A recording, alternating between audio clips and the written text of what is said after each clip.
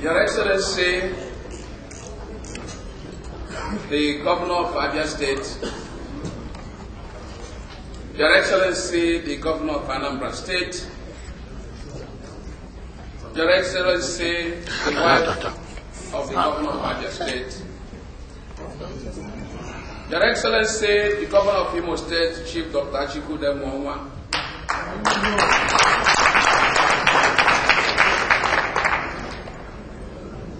the President of Ohakim,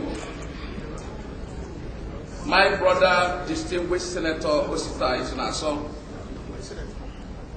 Senator Eze Ajoko and other senators here, Representative Emeka Ihedioha and other federal legislators here, His Royal Highness Eze Dr. Cletus Iluomanya, Chairman, Southeast Council of Traditional Rulers, and other traditional rulers here present. The Chairman, World Igbo Congress, the Vice Chairman, World Igbo Congress, former Chairman of WIC, Honorable Commissioners from Imo State and other states, advisors, other great leaders here present, which includes our revered leader, Chief Dr. Emmanuel Iwanyanwemefa, Chief Chris Asoluka, President of Aki Kenya, Chief Barrister Obi Zikobi, distinguished delegates, members of the press, ladies and gentlemen. I think it is not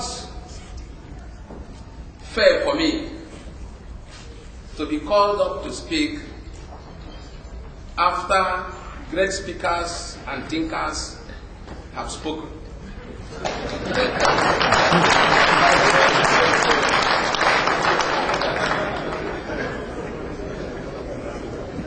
Because we may fall into a fallacy of judging what I will say with all they have marshaled out. And if they have captured what I have in mind to say, you will say I am repeating them. Let me thank the organizers of this event for what they have done. There are some shortcomings. I do hope they will be able to correct these shortcomings. A look at the program shows report by the governors. Why do you want us to report to you? Have we agreed on anything that has made you to come here and ask us to report? And then you went and presented us as if we are here for a school children's debate, keeping us without any table, bringing the table only when I want to come and talk, so that I will not enjoy the full benefit of the table. Let me first of all ask, where are the youths? Where are our youths that I met yesterday? Our youths must be somewhere now in the amusement parks around Detroit, enjoying themselves, when the future we want to define belongs to them. Where are those beautiful women wriggling their waist yesterday? Only few of them are here. Last night I saw more women than men. Today, those women are somewhere preparing one delicious food or the other for delegates that come from Mosul.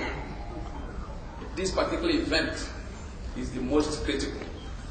Our women and our youths are supposed to be here. Well said, well said. The theme of this year's conference is Kani Dozie Alibo. Kani Dozie Alibo. Have you, as an individual, been able to dissect this theme? I have prepared my little address to you this evening based on the theme. My two brothers have spoken. They have said all sorts of things, problems within the Igbo. But I want to say here, without any equivocation, that the problem of Ndigo is the problem of Imonwe. The problem of Ndigo is the problem of Imonwe. Imaponwegi. Nwa Imonwegi Onyege. Ime ihe ọjọọ nnega asị gị Imaponwegi. That is the Igbo-ness in us. There is no difference between a Yoruba man and an Igbo man, except that Igbo-ness in him. Let me start by saying, dear compatriots, if I say I'm delighted to be here today, I am only stating the obvious. I bring to you warm greetings from Nigeria and the blessings of the people of Imo State. Permit me, therefore, to speak to you frankly, and as I usually do, from my heart. Annually, when we leave Nigeria in great numbers to attend the World Igbo Congress, our neighbors and competitors in Nigeria are usually in great discomfiture, believing that Ndi Igbo have gone to strategize on how to overcome the Nigerian encumbrance. But sadly, it is usually not so, in the sense that we do not set achievable but measurable short-term, medium-term, and long-term goals. I have seen some of the previous conferences packaged, parceled, and sold to the highest bidder. I have seen our brothers and sisters serving at the federal level, playing roles of agents of the federal government.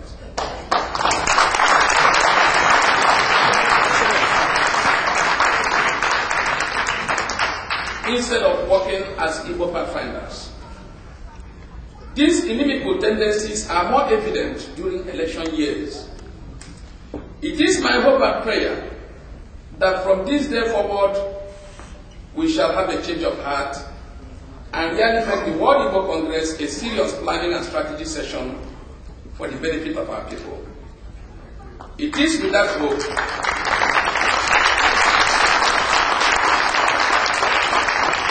It is with that hope that I have chosen to share with you my thoughts on a way for the future. Here's the title of my address, Imonwe, the way to the future of Ndigo. Imonwe means, who are you? Could I ask you to please say to the person close to you, who are you?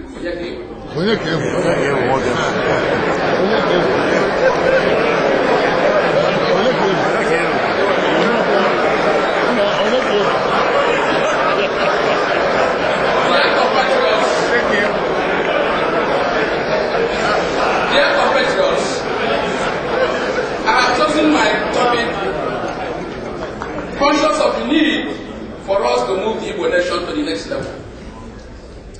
That next level is not where we indulge in lamentation of our sorry state in Nigeria.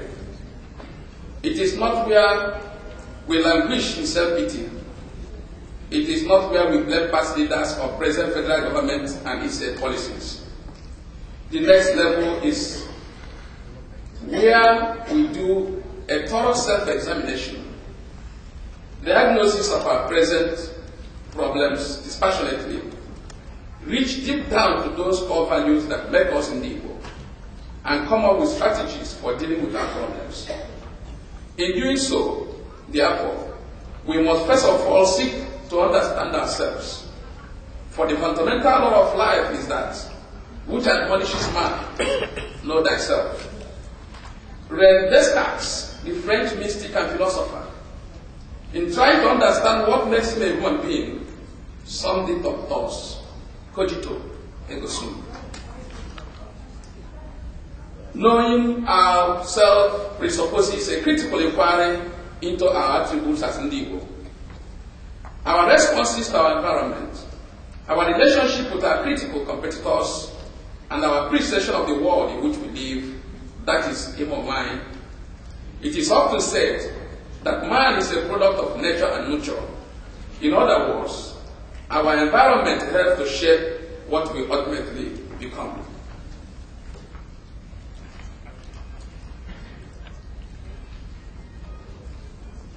I would like to delve a little bit into the Civil War and paint my own picture of what the war has taught us. I have often heard many Igbo speak of our circumstances and problems in Nigeria in a way that can only inflict inferiority complex on our young ones. The common cliche is that the war is responsible for our degenerate condition in Nigeria.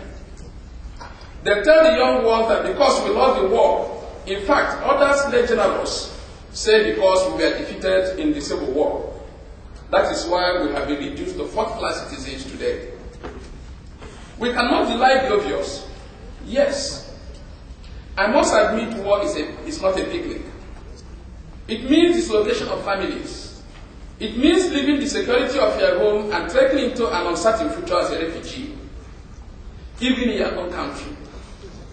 For the youth, war means not going to school. It means loss of valued property. War means loss of means of livelihood. It means being maimed. It means poverty, hunger, starvation, and disease. War means loss of respect and dignity. It means a complete devaluation of life. War means death. Brothers and sisters, we in Igbo went through all of this and more. The Civil War set the Igbo nation back. The war devastated our economy, destroyed our infrastructure, and created a mendicant political class, subservient to other cultural groups. It destroyed Igbo core values, which indeed was the intention of the enemy. And I shall return to that later. But the question is the Igbo history just the history of war? The answer is no. What were we before the war? Were we simply defeated in the war?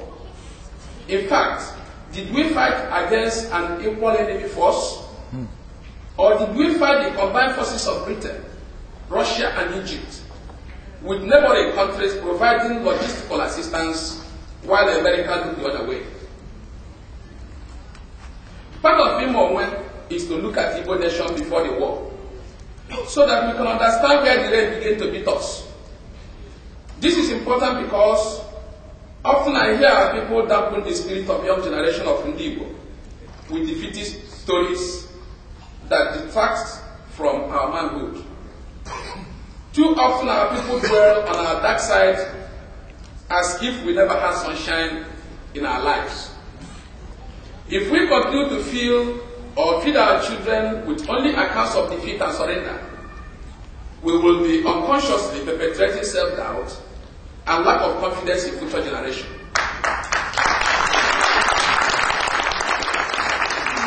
If we know who we are, it will be possible to tell our children that we are a great nation, the only one in Africa that resisted British conquest and checkmated Islamic jihads towards Igbo land.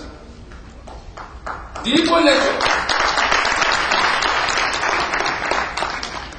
Igbo nation is that one that rejects imperialism or a supreme ruler over us because our nation was founded on republicanism. The story of Armistead by Howard Jones is the story of Joseph Chikwe, Ikenna and others, who led the mutiny of Igbo slaves on the slave ship called Armistead.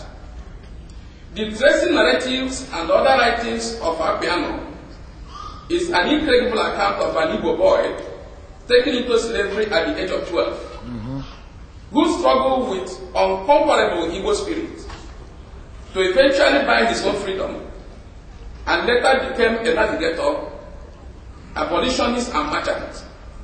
He was commissioned by the British monarch to resettle free slaves in West Africa. And in the Igbo spirit of Onyagalamande, he said, and I quote, "I decided to help my own countrymen," unquote. If you recall that there was no country called Nigeria in the 17th century, Equiano's countrymen could only mean those slaves who spoke the same language with him, the fellow Igbos. And that accounts for the heavy presence of Ndi still alone today. But sadly, our so-called leaders are unaware of these diaspora Igbos in Sierra Leone. If we know our slaves, we will be inspired by the story of Francois Duvalier, then a postgraduate medical student at the University of Michigan. This very state where we are today was where Francois told another great Igbo son, an unrepentant nationalist and Pan-Africanist, Dr. Kechupi Kejian, who passed away in Canada. Our great leader passed away in Canada in the early hours of Sunday, 19th of August, 2007. Dr. Duvalier, who later became president of Haiti and popularly known as Papa Doc, told the Kejian that the Haitians were of Igbo origin. These Igbo slaves in the then island of San Domingo, as Haiti was then known, led the first successful revolution of black slaves that defeated the British forces and established the first black independent republic of Haiti.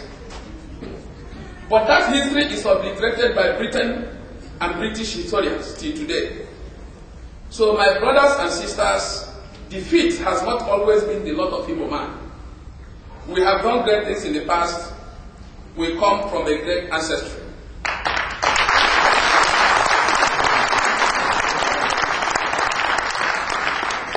Back home in Nigeria, ladies and gentlemen, the Igbo had made astonishing strides.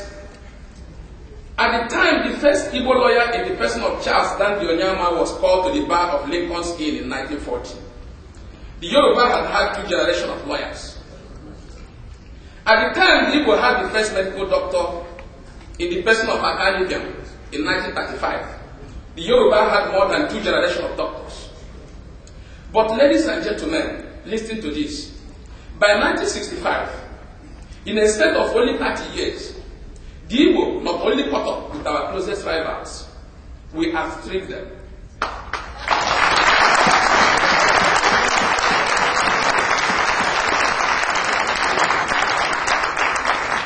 By 1965, fellow compatriots, if you talk of commerce and rich men in Nigeria, you talked about Sir Louis Ojukwu and people like Emelu Ojukwu.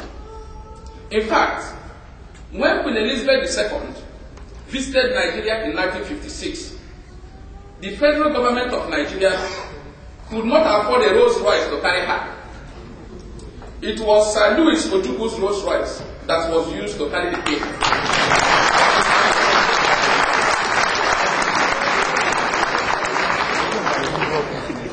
If you talked of academics, you talked of Professor Lee Joko at the University of Lagos and Professor Kenneth Dike at Ibadan.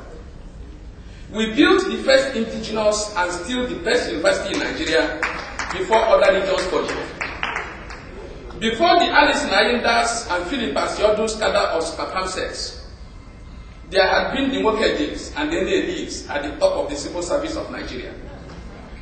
In the army, not only was an Igbo, Major General Johnson Thomas Umunnagbagi Ironsi, the general officer commanding the Nigerian army by merit, about 60% of the officer cadre were Igbos.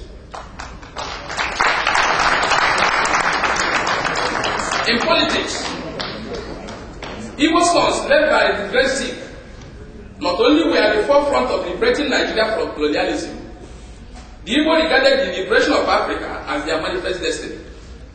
Zik was the Colossus who inspired the life of Kwame Nkrumah, Jomo Kenyatta, George Padmore, and others into Pan-African struggle. In Nigeria, Zik, an Igbo son, introduced modern professional journalism and published from Warri to Kano and from Onitsha to Port Harcourt, with Lagos-based West African pilot as the flagship of journalism. If it was force, you talked of Emmanuel Ifajunas, the Violent Odogus, the Onyames, the Onyangonas, the Tigers, and the Kiliwis.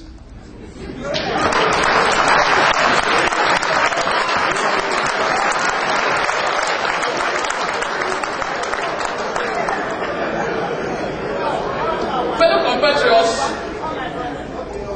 the Igbo nation has done great things. My brothers and sisters, and we should not walk about with dropping shoulders just because of the Civil War.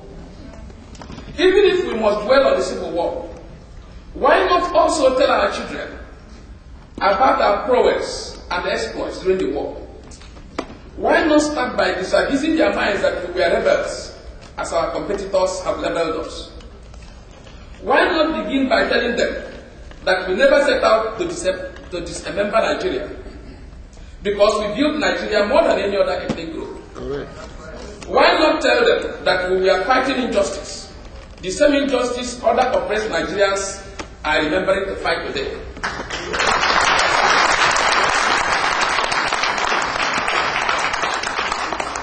Why not tell them that the Igbo were defending their core values that had come under attack by people determined to stop our advancement? Why not tell them that in that war, we held the combined forces of Nigeria, Britain, Russia, and Egypt for 30 good months with our bare hands?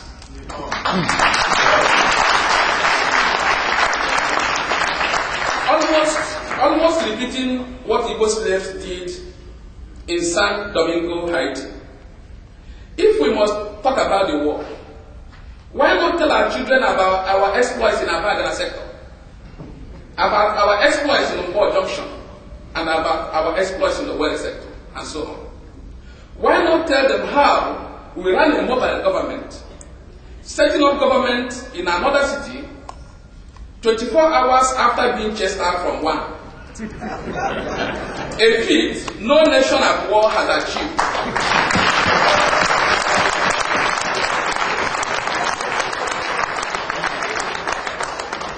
Why not tell our children that we invented our own rockets and weapons of mass destruction?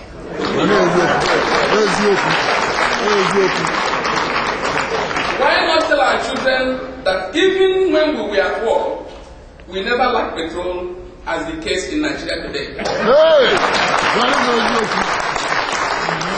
Why not tell our children that we refine our own petrol in refineries constructed by Igbo scientists, as well as produce our own whiskey and soaps and other products?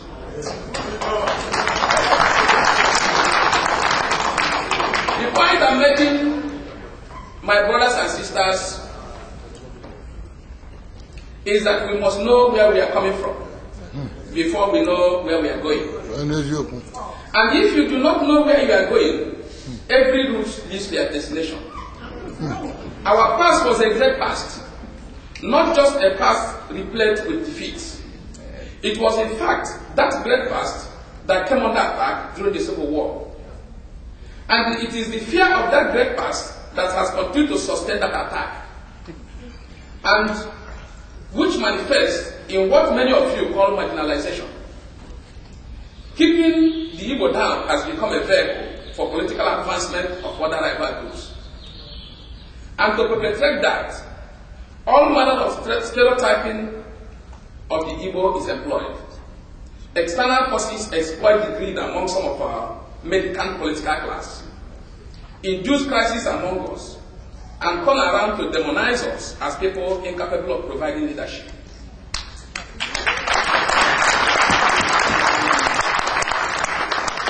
But such stereotyping flies in the face of truth. For those actually holding up the system in Nigeria are mostly Igbo. The truth is that there is a mortal fear among fellow Nigerians that rather than destroy us, they will hunt a more resilient and enterprising Igbo race. And that if they allow us space, we will not only surge ahead, we will probably wipe out everybody in Nigeria. Thus, the Igbo have become a people to be feared, a people to be suspected, a people to be subjugated, and a people not to be trusted. But to me, what is important is not how people choose to see us, but how we want them to see us.